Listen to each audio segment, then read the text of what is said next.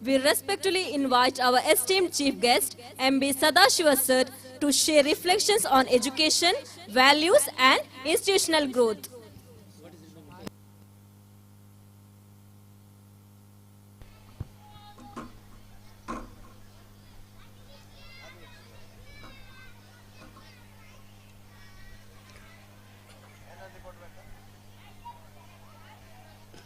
P school Mulabail ಇದರ ಸ್ಥಾಪಕ ಅಧ್ಯಕ್ಷರು ಗೌರವಾನ್ವಿತರಾದ ಹಾಜಿ ಅಬೂಬಕರ್ ಅವರೇ, ಈ ಕಾರ್ಯಕ್ರಮದಲ್ಲಿ ಪಾಲ್ಗೊಳ್ಳುತ್ತಿರುವ ಕರ್ನಾಟಕದ ಸಚಿವ ಸ್ಥಾನಮಾನವನ್ನು ಹೊಂದಿರುವ ಈ ಭಾಗದ ನಾಯಕರಾಗಿ, ಸಮಾಜ ಸೇವಕರಾಗಿ, ಧಾರ್ಮಿಕ ಮುಖಂಡರಾಗಿ ನಮ್ಮೆಲ್ಲರ ಆತ್ಮೀಯರಾಗಿರುವ ಶ್ರೀ ಟಿ ಎಂ ಶಹೀದ್ ಅವರೇ, ಈ ಕಾರ್ಯಕ್ರಮದಲ್ಲಿ ಭಾಗವಹಿಸುತ್ತಿರುವ ಇಬ್ರಾಹಿಂ ಅವರೇ, ಯಶ್ವಿತ್ ಅವರೇ, ಮುಜೀಬ್ ಅವರೇ, ಆರ್ ಬಿ ಬಶೀರ್ ಅವರೇ ಹಾಗೂ ಸುಳ್ಯದ ಉದ್ಯಮಿ ಸುಳ್ಯಕಾರ್ಸ್ ಅವರೇ, ತಸ್ಲೀಂ ಅವರೇ, ಮುಂಭಾಗದಲ್ಲಿರುವ ಎಲ್ಲ ಪೋಷಕರೇ ಮತ್ತು ಈ ಕಾರ್ಯಕ್ರಮದಲ್ಲಿ ಈಗಾಗಲೇ ವರದಿಯನ್ನು ವಾಚಿಸಿದ ಈ ಶಾಲಾ ಮುಖ್ಯಸ್ಥರೇ, ಅಧ್ಯಾಪಕ ವೃಂದದವರೇ, ಬೋಧಕೇತರ ಸಿಬ್ಬಂದಿಗಳೇ, ಆಹ್ವಾನಿತರೇ. ಮೊದಲನೇದಾಗಿ ಮುಳಬೈಲಿನಲ್ಲಿ ಇಂಥ ಒಂದು ಶಾಲೆಯನ್ನು ಕಟ್ಟಿ ಈ ಭಾಗದ ಮಕ್ಕಳಿಗೆ ಒಂದು ವಿದ್ಯೆಯ ದೊಡ್ಡ ಕೊಡುಗೆಯನ್ನು, ಜ್ಞಾನವೇ ಶಕ್ತಿ ಅನ್ನುವುದನ್ನು ತುಂಬಿರುವಂಥ ಹಾಜಿ ಅಬೂಬಕರ್ ಅವರನ್ನು ನಾನು ಪ್ರಾಂಜಲ ಮನಸ್ಸಿನಿಂದ ಅಭಿನಂದಿಸಲಿಕ್ಕೆ ಬಯಸ್ತೇನೆ. ಅವರ ಜೊತೆ ಸೇರಿದಂಥ ಶಪ್ಸು ಮತ್ತು ಅವರ ಎಲ್ಲ ಬಳಗದವರಿಗೆ ನಾನು ಅಭಿನಂದಿಸ ಬಯಸ್ತೇನೆ. ಯಾಕೆಂದರೆ ಇಲ್ಲಿ ಒಂದು ಸರ್ಕಾರಿ ಶಾಲೆ ಮುಳಬೈಲಿನಲ್ಲಿ ಇದ್ದರೆ, ನನ್ನ ಪೂಜ್ಯ ತಂದೆಯವರು ಒಂದು ಸಂದರ್ಭದಲ್ಲಿ ನಮ್ಮ ಮನೆಯ ಹಟ್ಟಿಯಲ್ಲಿ ಆ ಶಾಲೆ ಪ್ರಾರಂಭ ಆಗಿತ್ತು. ಅಲ್ಲಿಂದ ಪ್ರಾರಂಭವಾಗಿ ಇವತ್ತು ಅಲ್ಲಿ ಶಾಲೆ ಇದೆ. ಆದರೆ ಈಗ ಬದಲಾಗುತ್ತಿರುವ ದಿನಮಾನಸದಲ್ಲಿ ನಮ್ಮ ಮಕ್ಕಳಿಗೆ ಒಳ್ಳೆಯ ವಿದ್ಯಾಭ್ಯಾಸವನ್ನು ಕೊಡುವುದಕ್ಕೆ ಇಂಗ್ಲೀಷ್ ಮಾಧ್ಯಮವನ್ನು ಪ್ರಾರಂಭಿಸಿದ್ದು, ಆ ಮೂಲಕ ಇಲ್ಲಿನ ಹಳ್ಳಿಯ ಒಂದು ವಾತಾವರಣ ಇರುವಂಥ ಈ ಪ್ರದೇಶದಲ್ಲಿ ಕೂಡ ಒಳ್ಳೆಯ ಶಿಕ್ಷಣವನ್ನು ನೀಡುವಂಥ ಪ್ರಯತ್ನವನ್ನು ತಾವೇನು ಮಾಡಿದ್ದೀರಿ, ಅದು ನಿಜವಾಗಲೂ ಕೂಡ ಒಂದು ದೊಡ್ಡ ಸಾಧನೆ ಅಂತ ನಾನು ಹೇಳಲಿಕ್ಕೆ ಬಯಸ್ತೇನೆ. ಅನೇಕರಿಗೆ ಗೊತ್ತಿಲ್ಲ, ಶಾಲೆ ಅಂದರೆ ಒಳ್ಳೆಯ ಲಾಭದ ಉದ್ಯಮ ಅಂತ ತಿಳ್ಕೊಂಡಿದ್ದಾರೆ, ಅದೆಲ್ಲ ವ್ಯಾಪಾರೀಕರಣ ಅಂತ ಹೇಳ್ತಾರೆ. ಆದರೆ ಸುಳ್ಯದ ಅನೇಕ ಖಾಸಗಿ ಶಾಲೆಗಳು ಪ್ರತಿ ವರ್ಷ ಸಾಲ ಮಾಡ್ತಾರೆ ಮತ್ತು ಮುಂದಿನ ವರ್ಷ ಜೂನ್ನಲ್ಲಿ ಆ ಫೀಸನ್ನು ಕಲೆಕ್ಟ್ ಮಾಡಿ ಆ ಸಾಲವನ್ನು ಮುಗಿಸ್ತಾರೆ.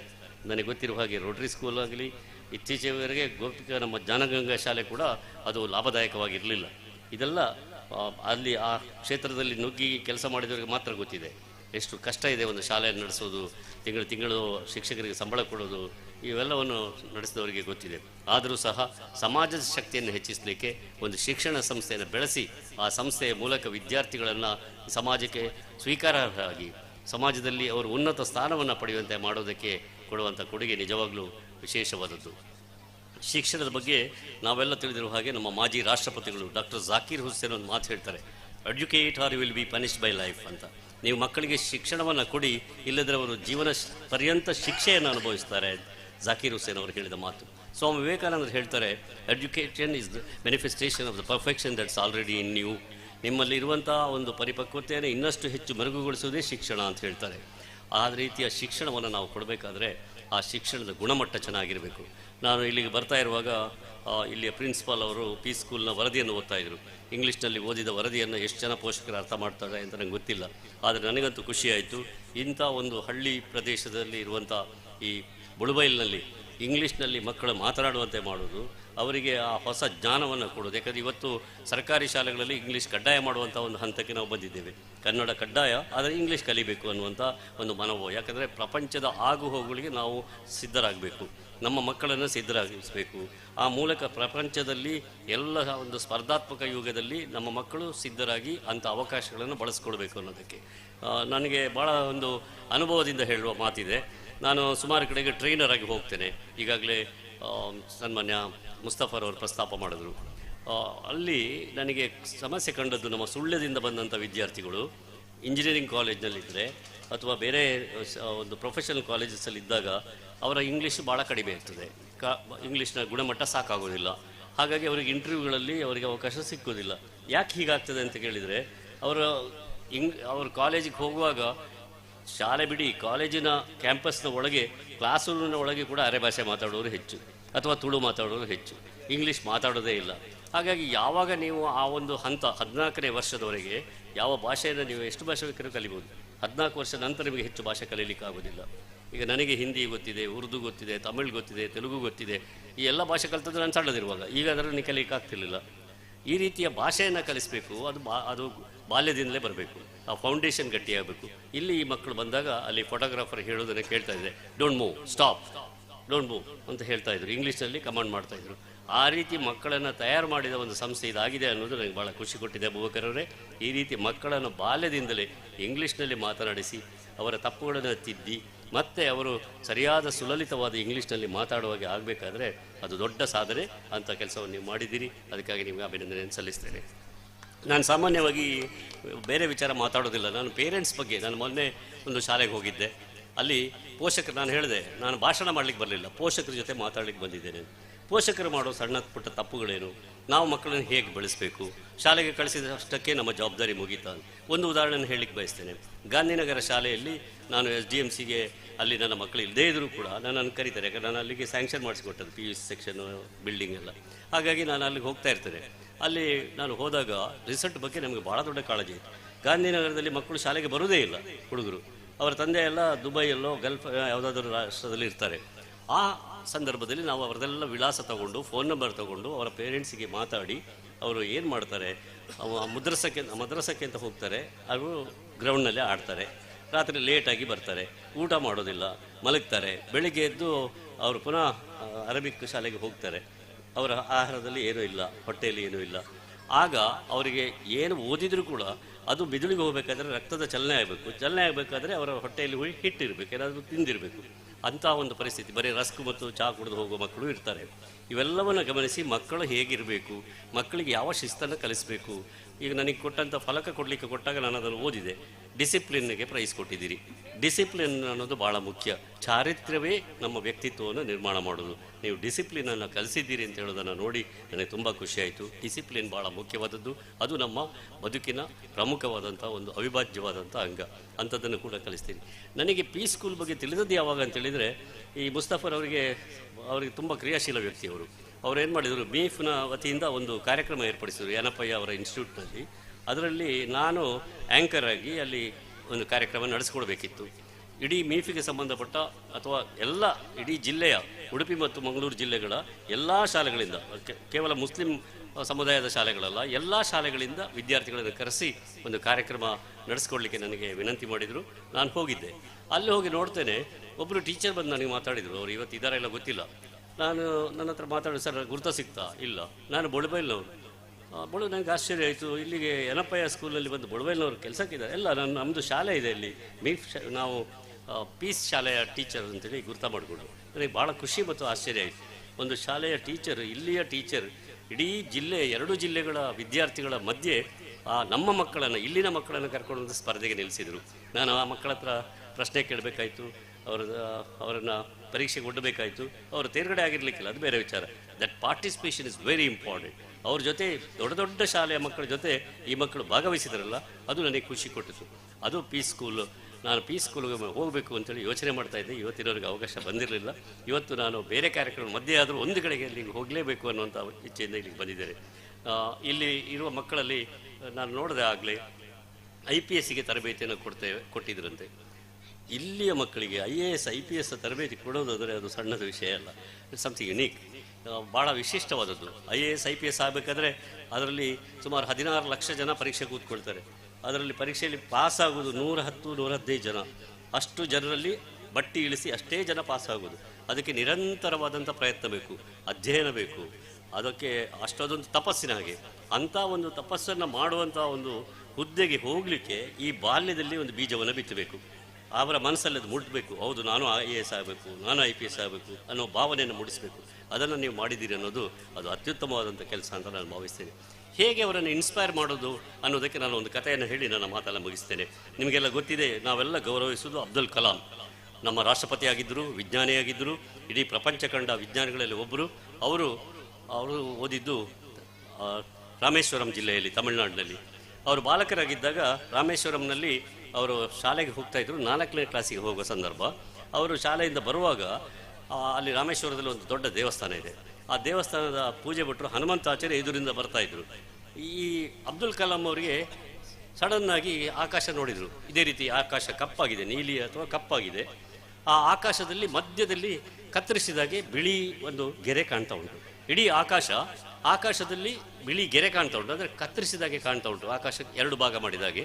ಇವರು ಹೀಗೆ ನೋಡ್ತಾರೆ ಅಬ್ದುಲ್ ಕಲಾಂ, ಏನಪ್ಪ ಇದು ಕತ್ತರಿಸಿ ಏನಾದರೂ ಬಿದ್ದು ಬಿಡ್ತದ, ಕಟ್ಟಾಗ್ತದ, ನಮ್ಮ ತಲೆ ಮೇಲೆ ಬೀಳ್ತದ ಅನ್ನುವಂಥ ಭಯ ಆಗ್ತದೆ ಅಬ್ದುಲ್ ಕಲಾಂ ಅವರಿಗೆ. ಅದನ್ನೇ ನೋಡ್ತಾ ಇದರಿಂದ ಬರುವ ಸ್ವಾಮಿಗಳಿಗೆ ಕೇಳ್ತಾರೆ, ಆ ಅರ್ಚಕರು ಹನುಮಂತಾಚಾರ ಅಂತ ಅವರ ಹೆಸರು. ಅವ್ರಿಗೆ ಕೇಳ್ತಾರೆ, ಸ್ವಾಮಿ ಇದೆಲ್ಲ ಸ್ವಾಮಿ ಇದು, ಅವರು ತಮಿಳಲ್ಲಿ ಮಾತಾಡ್ತಾರೆ, ಇದೆಂಥ ಸ್ವಾಮಿ ಇದು, ಆಕಾಶಕ್ಕೆ ಕತ್ತರಿ ಹಾಕಿದಾಗ ಉಂಟು, ಎಲ್ಲ ಒಂದು ಗೆರೆ ಬಂದಿದೆ ಮಧ್ಯದಲ್ಲಿ, ಅದು ಕಟ್ಟಾಗಿ ಎರಡು ತುಂಡಾಗುವಾಗಿ ಕಾಣ್ತಾ ಉಂಟಲ್ಲ. ಸ್ವಾಮಿಗಳು ಹನುಮಂತಾಚಾರ್ಯ ಮೇಲೆ ನೋಡಿ ಹೇಳ್ತಾರೆ, ಅದಾ ನನಗೆ ಗೊತ್ತಿಲ್ಲ ಮರೆ, ಅದು ಹೇಳೋದು ಕೇಳಿದ್ದೇನೆ, ಜೆಟ್ ವಿಮಾನ ಹೋಯಿತು, ಜೆಟ್ ವಿಮಾನ ಹೋದಾಗ ಅಲ್ಲೊಂದು ಬಿಳಿ ಹೊಗೆ ಹೋಗ್ತದೆ, ಅದು ಆಕಾಶವನ್ನು ಕತ್ತರಿಸಿದಾಗೆ ಕಾಣ್ತದೆ, ನನಗೆ ಗೊತ್ತಿಲ್ಲ. ಆಗಿರ್ಬೋದು, ನೀನು ಓದು, ನೀನು ಒಳ್ಳೆ ಓದು, ಇಂಜಿನಿಯರ್ ಆಗು, ವಿಮಾನ ಓಡಿಸು, ವಿಮಾನದಲ್ಲಿ ನನ್ನನ್ನು ಒಮ್ಮೆ ಕೂತ್ಕೊಳ್ಸು ಅಂತ ಹೇಳಿಬಿಡ್ತಾರೆ. ಯಾರು? ಪೂಜೆ ಭಟ್ರು, ದೇವಸ್ಥಾನದ ಪೂಜೆ ಭಟ್ರು ಹೇಳೋದು ಅಬ್ದುಲ್ ಕಲಾಂಗೆ, ನೀನು ಚೆನ್ನಾಗಿ ಓದಿ ಇಂಜಿನಿಯರ್ ಆಗು, ವಿಮಾನ ಓಡಿಸು, ನನ್ನನ್ನೊಮ್ಮೆ ಕೂತ್ಕೊಳ್ಸು ಅಂತ ಹೇಳ್ತಾರೆ. ಆ ಬಾಲಕ ಅಬ್ದುಲ್ ಕಲಾಂ ಅದನ್ನು ಮನಸ್ಸಲ್ಲಿ ಇಟ್ಕೊಳ್ತಾರೆ. ನೋಡಿ ಹೇಗೆ ಪ್ರೇರಣೆ ಮಾಡ್ಬೋದು, ಒಬ್ಬರನ್ನು ಹೇಗೆ ಅವರನ್ನು ಮುಂದಿನ ಬದುಕಿಗೆ ಸಜ್ಜುಗೊಳಿಸ್ಬೋದು ಅನ್ನೋದಕ್ಕೆ ಉದಾಹರಣೆ. ಆ ಅಬ್ದುಲ್ ಕಲಾಂರ ಆ ಮನಸ್ಸನ್ನು ಮರೀಲಿಲ್ಲ, ಮನಸ್ಸಲ್ಲೇ ಇಟ್ಕೊಳ್ತಾರೆ. ಒಳ್ಳೆ ಓದ್ತಾರೆ, ಇಂಜಿನಿಯರ್ ಆಗ್ತಾರೆ, ಆ ಬಳಿಕ ವಿಜ್ಞಾನಿ ಆಗ್ತಾರೆ, ಅವರೇ ವಿಮಾನವನ್ನು ಸೃಷ್ಟಿ ಮಾಡ್ತಾರೆ, ಈ ದೇಶವನ್ನು ಕಾಪಾಡುವ ಅಗ್ನಿಯನ್ನು ಅವರು ತಯಾರು ಮಾಡ್ತಾರೆ. ಒಂದು ದಿನ ಒಂದು ವಿಮಾನವನ್ನು ತಾವೇ ಸ್ವತಃ ಚಲಾಯಿಸ್ಕೊಂಡು ಬಂದು ದೇವಸ್ಥಾನದ ಎದುರು ಜಾತ್ರೆ ನಡೆಯುವ ಜಾಗದಲ್ಲಿ ನಿಲ್ಲಿಸ್ತಾರೆ. ಹನುಮಂತಾಚಾರ್ಯರನ್ನು ಕರ್ಕೊಂಡು ಬಂದು ಅದರಲ್ಲಿ ಕೂತ್ಕೊಳಿಸ್ತಾರೆ. ಹನುಮಂತಾಚಾರ್ಯರ ಪಕ್ಕದಲ್ಲಿ ಕೂತ್ಕೊಳಿಸ್ಕೊಂಡು ದೇವಸ್ಥಾನಕ್ಕೆ ಮೇಲೆ ಆ ವಿಮಾನ 3 ಸುತ್ತು ತಿರುಗಿ ಅದು ಹೋಗಿ ಲ್ಯಾಂಡ್ ಆಗ್ತದೆ. ಶಹೀದವರೇ, ಆ ಪ್ರೇರಣೆ ಯಾರಿಂದ ಬಂತು? ಒಬ್ಬ ಸಾಮಾನ್ಯವಾದ ಪೂಜೆ ಬಿಟ್ಟರು, ಓದು ಮಗ ಓದು, ಅಬ್ದುಲ್ಲಾ ನೀನು ಓದಿ ದೊಡ್ಡ ಇಂಜಿನಿಯರ್ ಆಗು ಅಂತ ಹೇಳಿದ್ರಲ್ಲ, ಆ ಒಂದು ಇನ್ಸ್ಪಿರೇಷನ್, ಆ ಒಂದು ಅವರಿಗೆ ಕೊಟ್ಟ ಪ್ರೇರಣೆ ಅವರನ್ನು ದೊಡ್ಡ ವ್ಯಕ್ತಿಯಾಗಿ ಮಾಡಿತು. ಹಾಗಾಗಿ ಹಾಜಿ ಅಬೂಬಕರ್ ಅವರು, ಶಂಸುದ್ದೀನ್ ಅವರು, ಅವರ ಎಲ್ಲ ತಂಡ ಸೇರಿ ನಿಮ್ಮ ಈ ಭಾಗದಲ್ಲಿ ಇಷ್ಟು ಉತ್ತಮವಾದಂಥ ಶಿಕ್ಷಣದ ಸಂಸ್ಥೆಯನ್ನು ಕಟ್ಟಿದ್ದೀರಲ್ಲ, ಅಷ್ಟೊಂದು ಅಬ್ದುಲ್ ಕಲಾಂರನ್ನು ಮಾಡುವ ಶಕ್ತಿ ವಿದ್ಯೆಗಿದೆ, ಅಷ್ಟೊಂದು ವಿಜ್ಞಾನಿಗಳನ್ನು ತಯಾರು ಮಾಡುವ ಶಕ್ತಿ ಅವರಿಗಿದೆ. IAS IPS ಮಾಡೋ ದೊಡ್ಡ ಸಂಗತಿ ಅಲ್ಲ, ಆದರೆ ಅದಕ್ಕೆ ಒಂದು ಬುನಾದಿಯನ್ನು ಹಾಕಿಕೊಡುವಂಥವರನ್ನು ಸೃಷ್ಟಿಯಾಗಬೇಕು. ಸಮಾಜದಲ್ಲಿ ಅವರು ಭಾಳ ದಾನ ಧರ್ಮ ಮಾಡಿದವರು, ಸಾತ್ವಿಕರಾಗಿ ಬದುಕಿದವರು, ಧರ್ಮದ ಪ್ರಕಾರ ನಡ್ಕೊಂಡವರು, 5 ಬಾರಿ ನಮಾಜ್ ಮಾಡುವವರು, ಶಿಸ್ತಿನಿಂದ ಒಂದು ಇಸ್ಲಾಂ ಧರ್ಮದ ಆಚರಣೆಗಳನ್ನು ಮಾಡಿಕೊಂಡು ಬಂದವರು. ಅವರಿಂದ ಪ್ರವರ್ತಿಸಲ್ಪಟ್ಟ ಇಂಥ ಸಂಸ್ಥೆ ಖಂಡಿತವಾಗಿ ವಿದ್ಯಾರ್ಥಿಗಳನ್ನು ಮುಂದಕ್ಕೆ ಕೊಂಡೋಗ್ತದೆ. ಎಲ್ಲರಲ್ಲೂ ಸಾಮರಸ್ಯವನ್ನು ಕಾಪಾಡಲಿಕ್ಕೆ, ಈ ಸಮಾಜದಲ್ಲಿ ಶಕ್ತಿಯನ್ನು ಹೆಚ್ಚಿಸಲಿಕ್ಕೆ ವಿದ್ಯಾಸಂಸ್ಥೆ ಸಾಧ್ಯ ಆಗ್ತದೆ. ಈ ವಿದ್ಯಾಸಂಸ್ಥೆಗಳ ಅವಶ್ಯಕತೆ ಅದು. ಎಂತೆಂಥ ವಿದ್ಯಾಸಂಸ್ಥೆಗಳನ್ನು ನೋಡಿದ್ದೇವೆ. ರಾಮಕೃಷ್ಣ ಮಿಷನ್ ಅಂತ ಒಂದು ಸಂಸ್ಥೆ ಇದೆ. ಇನ್ನೂ ಒಂದು ಉದಾಹರಣೆಯನ್ನು ಕೊಡೋದಾದರೆ, ಅಬ್ದುಲ್ ಕಲಾಂ ಅವರದ ಮುಂದಿನ ಒಂದು ಹೆಜ್ಜೆ ನೋಡಿ.